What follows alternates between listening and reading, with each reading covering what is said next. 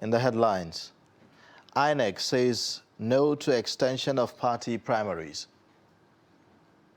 APC presidential aspirant Adamu Garba withdraws from race after raising 83.2 million naira in donations. Bomb explosion rocks Jalingo metropolis in Taraba. Away from Nigeria, Israeli forces kill Al Jazeera journalist Shirin Abu Akleh on assignment in Jenin in the occupied West Bank. Hello and welcome to Trust News Update. I am Ayuba Ilya. Thank you for joining.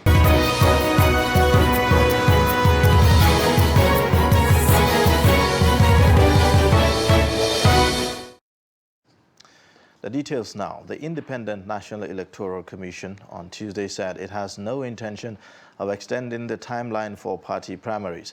INEC Chairman Professor Mahmood Yakubu stated this while speaking at a consultative meeting with leaders of political parties in Abuja. Political parties in the country had asked INEC to extend the timelines for the 2023 general elections by 2 months. Specifically, the parties want slight changes to the primaries timeline as stipulated by the electoral umpire. But Yakubu insisted the timeline for primaries remains fixed between April 4th and June 3rd. Nigerian Senate has amended for a third time the Electoral Act 2022 to include provisions which enable statutory delegates to vote at the congresses or conventions of the political parties. These followed the expeditious consideration of a bill during plenary, which scaled first, second, and third readings and was passed during plenary by the chamber after consideration by the Committee of the Whole. The report. Those identified as statutory delegates include the President, the Vice President, members of the National Assembly, governors and their deputies, members of the State Houses of Assembly, chairmen of council, councillors and National Working Committee of political parties, among others. The bill to amend the 2022 Electoral Act No. 13 was sponsored by the Deputy Senate President Ovi Omo Agege. Omo Agege, in his presentation, said the bill seeks to amend the provision of Section 84, subsection 8 of the Electoral Act. According to him, the provisions of the section do not provide for the participation of what is generally known as statutory delegates in the conventions, congresses, or meetings of political parties. My profound pleasure to have the privilege of leading the debate on this very important bill, which seeks to amend the Electoral Act 2022 to make provision for delegates who, not being elected ad hoc delegates, as prescribed in the constitution of a political party and the Electoral Act, to participate in the convention, congress, or meeting of the party. Supporting the amendment, a cross-section of lawmakers said without the amendment, most of them will not have the opportunity of voting during the conventions. Mr. President, I think this is a very straightforward and very simple amendment, because without this amendment, most of us would not have the liberty of voting during the party's convention. But having said that, Mr. President, we still have a lot of sections in the Electoral Act that we need to look into. This error, which led to us coming back to look at the correction, was something that happened inadvertently. I don't think it was the intendment of this Halo chamber, neither was it the intendment of those who perfected the document to send to Mr. President. But I believe in the course of a work like this, things like this are bound to happen. And I think this one is no less one of them. And that is why we are trying to do this amendment to ensure that what the political parties are known to do by allowing statutory delegates, in addition to the delegates that will be elected by the various political parties, constitute the electoral college for all the elections that we talk about. Speaking of the passage of the bill, President of the Senate, Ahmed Lawal, explained that the amendment became imperative in view of the deficiency created by the provision of Section 84, subsection 8 of the Extant Act before the party primary starts in the next 8 days. A bill for an act to amend the Electoral Act 2022 and for other matters connected thereto 2022 third reading taken, and the bill is passed. Thank you very much, distinguished colleagues. Let me explain a little bit what we have done. The Electoral Act of 2022, or the amended Electoral Act of 2022 that we passed this year, has a deficiency that was never intended, and that deficiency will deny all statutory delegates in all political parties from participation in congresses and conventions. The National Assembly has to finish with the processing of the amendment on the bill on Tuesday in the Senate, Wednesday in the House of Representatives, while the executive is expected to give assent within the week. Staying with political matters, the governor of Cross River State, Professor Ben Ayade, on Monday expressed confidence that he will be next president of the country. Speaking shortly after he received his nomination and expression of interest forms purchased for him by sons and daughters of Cross River State Arewa youth, as well as other interest groups across the country's 6 geopolitical zones, Ayade said he will replicate his successes as a state governor at the national level and help address the country's myriad of challenges. He said he will engage Nigerians on the basis of what he has done and not on promises or statistics that have no physical or verifiable evidence.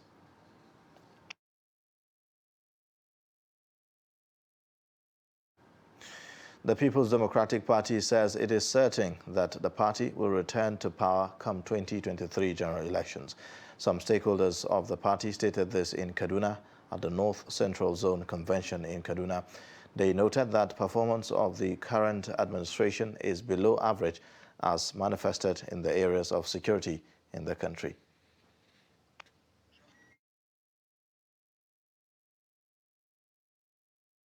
Of the party within the prime time. Time has been fixed about 2 or 3 times, but elections were conducted due to one reason or the other. Some due to court injunctions, some due to misbehavior and what have you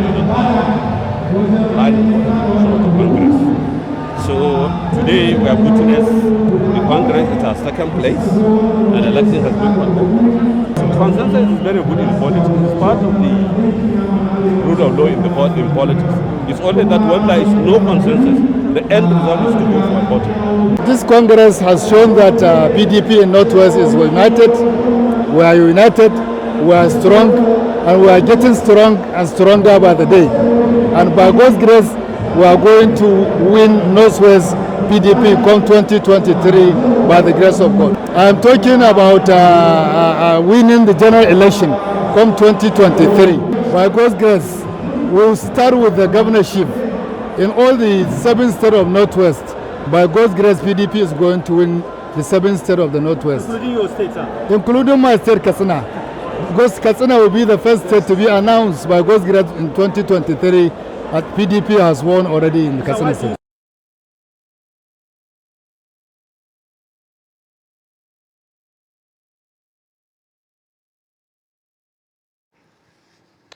Now, former governor of Lagos State and leader of the All Progressives Congress, Bola Tinubu, says he has necessary experience and capacity to be the president of Nigeria. Tinubu, who stated this when he met Katsina State Governor Aminu Masari and APC delegates in the state, said he joined the contest to unite the country. He said he has the experience to turn around the sorry situation of the country, especially in the economic and security sectors, to ensure that Nigerians benefit from its resources.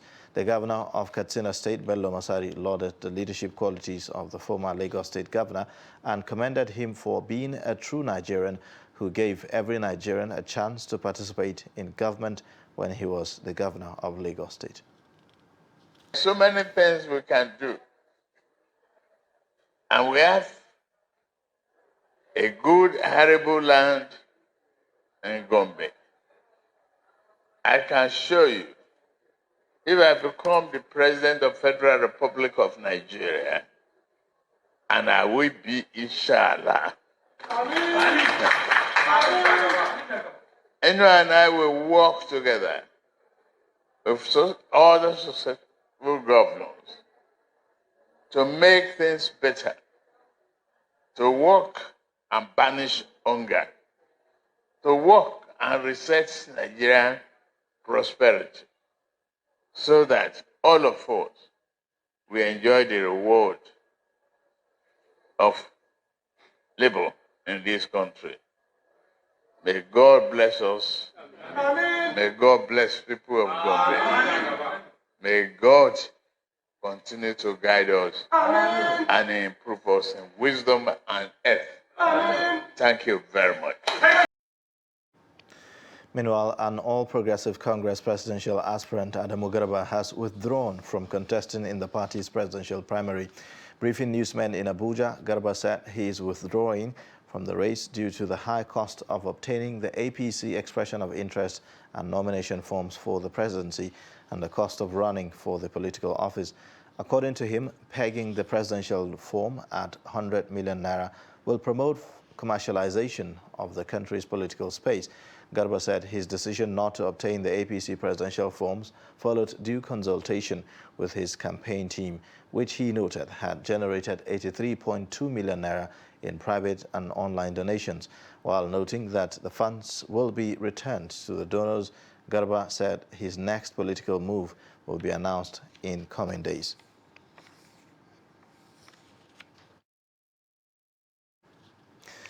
Now, reports reaching us says that Court of Appeal in Owerri has set aside order of a lower court deleting Section 84, subsection 12 of the Electoral Act 2022.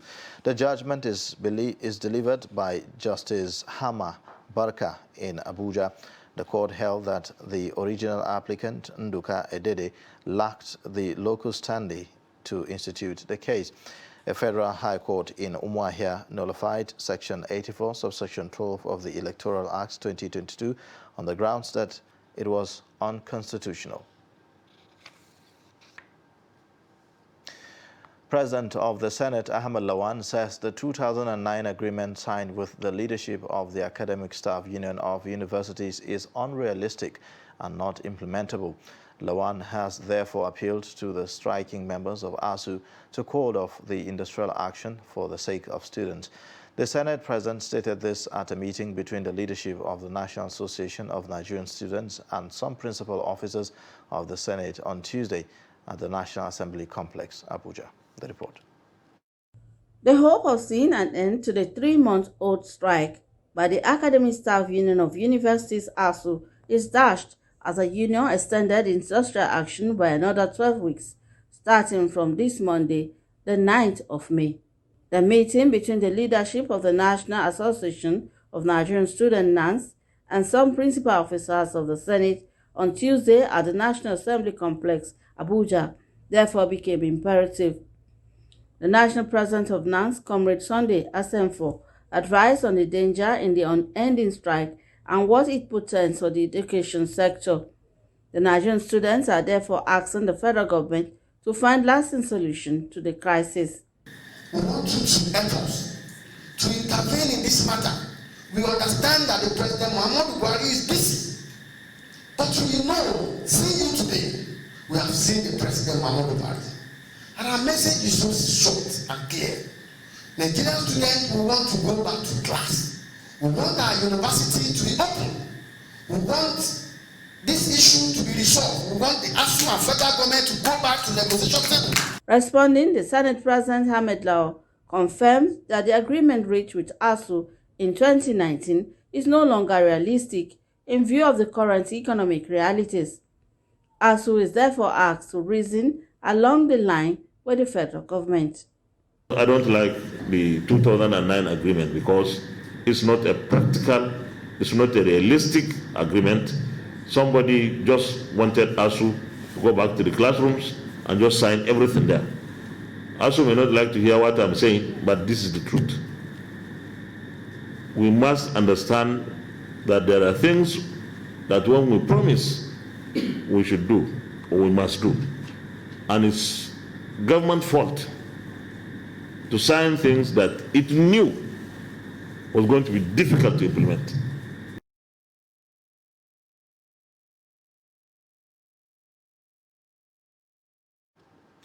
In the meantime, students of the University of Ilorin have staged a protest calling on the federal government to yield to the demands of the striking Academic Staff Union of Universities, ASU. The protest, which was held in front of the university gate without hindering vehicular movement, followed the 3-month strike extension by ASU. Armed with placards, the students are particularly unhappy that the federal government has allowed the strike to continue unabated. They said that they are tired of sitting at home and called on the government and ASU to come to an amicable resolution in the interest of the nation. The student threatened to shut down the country should the federal government and ASU refuse to resolve the issue by next week. It is no longer a news that we are spending over 80 days at home.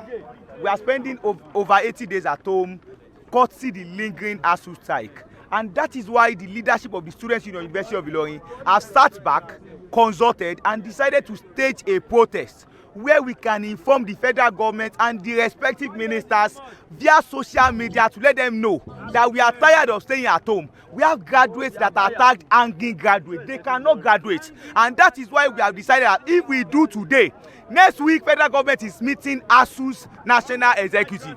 Let them come to a common ground next week. If they don't come next week, we will come back to the streets, and that time is going to be very tough. Well, the effect has been enormous because apparently I've been at home. I've spent nothing less than 2 years in one level since 2020. I spent 2 years in 400 level. I'm spending another 2 years in 500 level again. And I've been paying rent. Even in this of these 4 years, I've been paying rent. I keep paying rent. I keep spending money as a student. And even the effect is beyond personal pain. You're watching Trust News Update. Coming up shortly. How Durbar Festival can boost economy. Details and more shortly. As the 2023 elections draw near, remember, evil prospers when good men and women only wish for peace, but never take a step to make peaceful elections happen. Are you a father? Are you a mother? What are you saying to your children as elections approach? Have you warned them not to let themselves be used to cause violence? Have you explained to them what the consequences of electoral violence might be? Do your part to make peaceful elections happen. Talk to your children. Protect them from unscrupulous politicians who want to put them in harm's way, while their own children are comfortable at home, within and outside the country. Let's join hands to make 2023 elections peaceful. This message is from the National Orientation Agency, NOAA.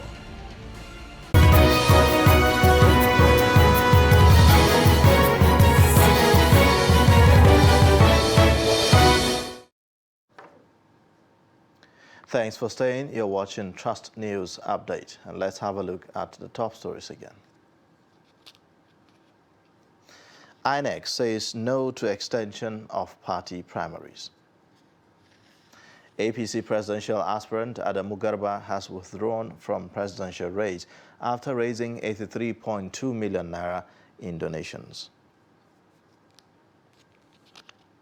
Now, elsewhere, a blast suspected to be a bomb explosion has occurred in Jalingo, the capital of Taraba State.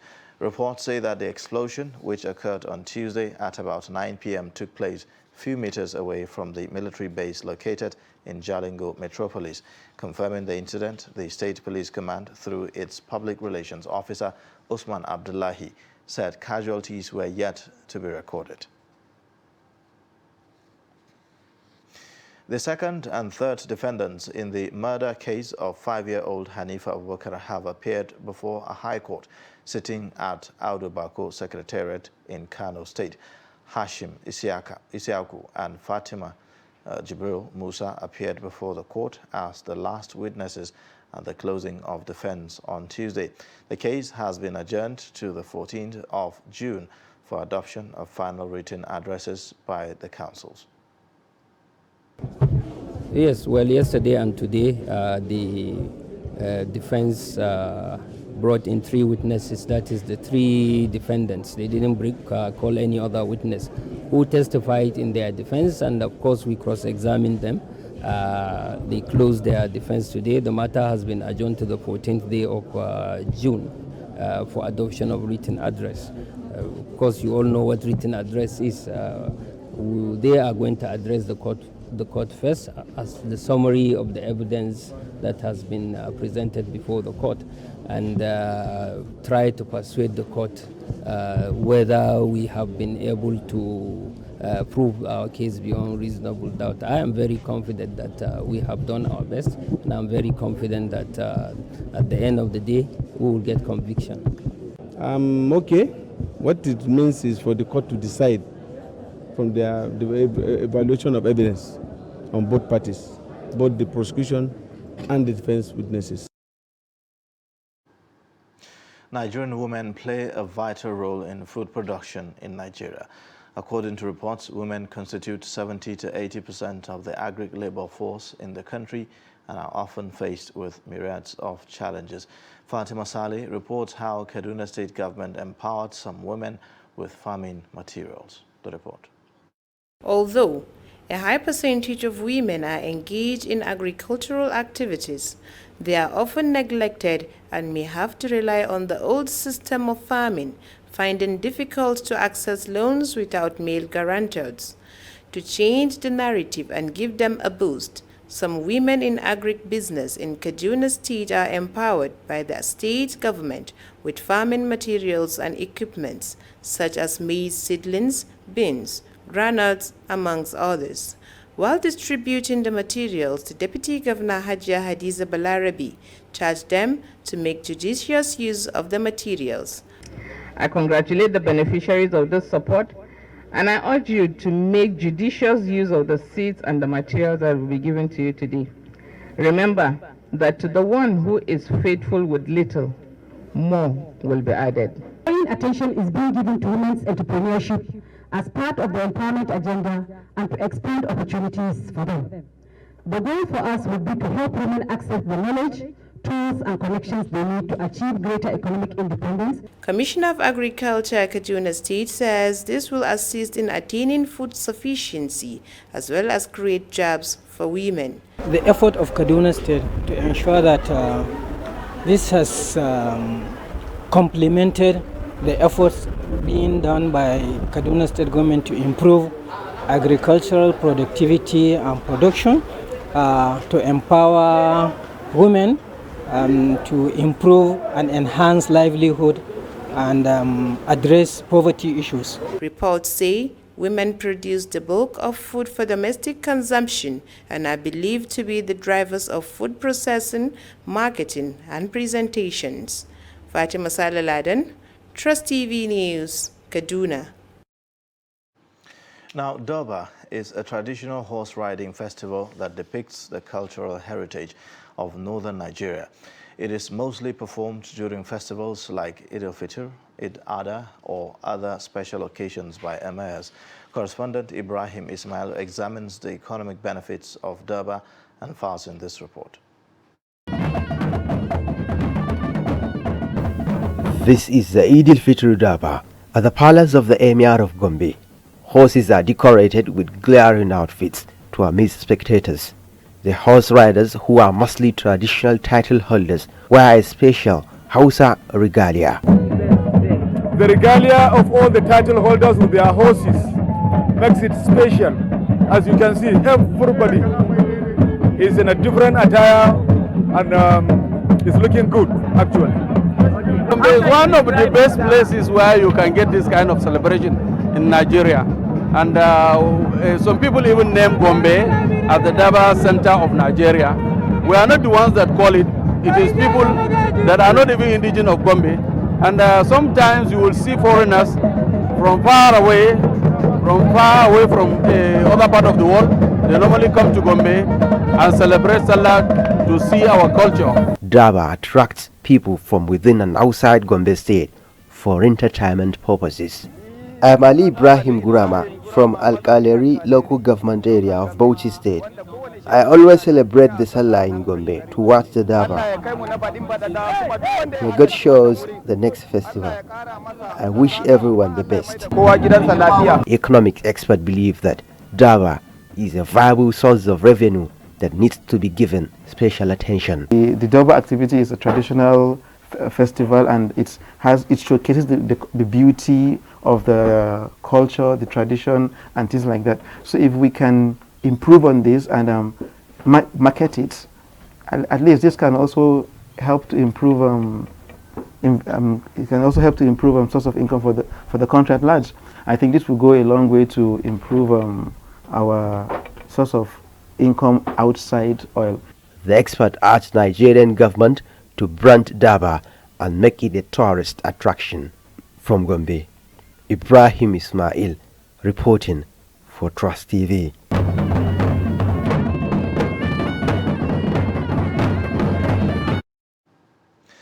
And on business news, trading activities on the floor of the Nigerian stock market was down on Tuesday after about 1 month of bullish trend.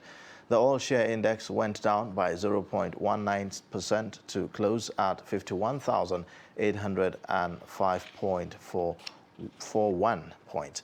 The market capitalization closed at 27.923 trillion naira and then shedding 58 billion naira. The market breadth closed positive as 36 stocks gained against 13 that declined in their share prices.